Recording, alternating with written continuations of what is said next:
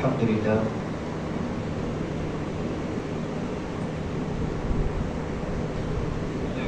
والسلام على رسول الله أما بعد. قال حدثنا مسدد قال حدثنا يحيى عن إسماعيل قال حدثني قيس بن أبي حازم عن جرير بن عبد الله. سیدنا جریر بن عبداللہ رضی اللہ عنہ سے روایت ہے، قال کہتے ہیں بایعت رسول اللہ، میں نے رسول اللہ صلی اللہ علیہ وسلم سے بیعت کی. ایک صحابی مسلمان ہونے کے بعد اسپیشل چند امور پر نبی کریم صلی اللہ علیہ وسلم سے بیعت کر رہے ہیں. ان کو یہ سعادت نصیب ہوگی اسپیشل چند کاموں کے حوالے سے وہ نبی کریم صلی اللہ علیہ وسلم پر بیعت کرتے ہیں.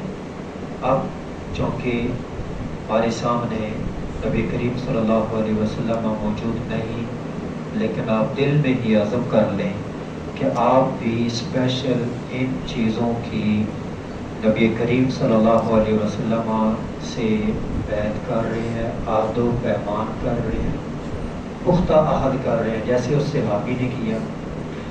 کیونکہ نبی کریم صلی اللہ علیہ وسلم کی زندگی ہمارے لیے بہترین نمونہ ہے، صحابہ کرام کی زندگی ہمارے لیے بہترین نمونہ ہے.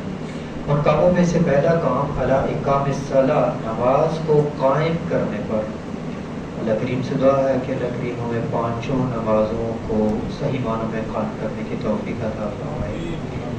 وَإِيتَاءِ الزَّکَاۃ، زکوٰۃ ادا کرنا، جتنے صاحب زکوٰۃ ہوں، صاحب نصاب ہوں، اللہ کریم ان سب کو زکوٰۃ ادا کرنے کی توفیق عطا فرمائے. وَالنُّصْحِ لِكُلِّ مُسْلِمٍ، اور ہر مسلمان کے لیے خالص ہو جانا، خیر چاہنا، عام طور پر اس کا معنی کرتے ہیں خیر خواہی. تو ہر مسلمان کے لیے خیر خواہی، دل کا خالص کر لینا کہ آپ کے دل میں کسی کے متعلق کھوٹ نہ ہو، آپ کا دل ہر ایک کے بارے میں خالص ہو.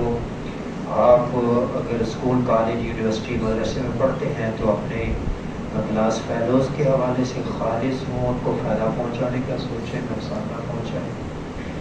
اور اپنی جو سوسائٹی ہے، محلہ ہے، پڑوسی ہیں، ان کے حوالے سے، رشتہ داروں کے حوالے سے، کاروبار میں جو آپ کے شریک ہیں ان کے حوالے سے آپ خیر چاہیں، خیر خواہی کریں، اپنے دل کو خالص کر لیں.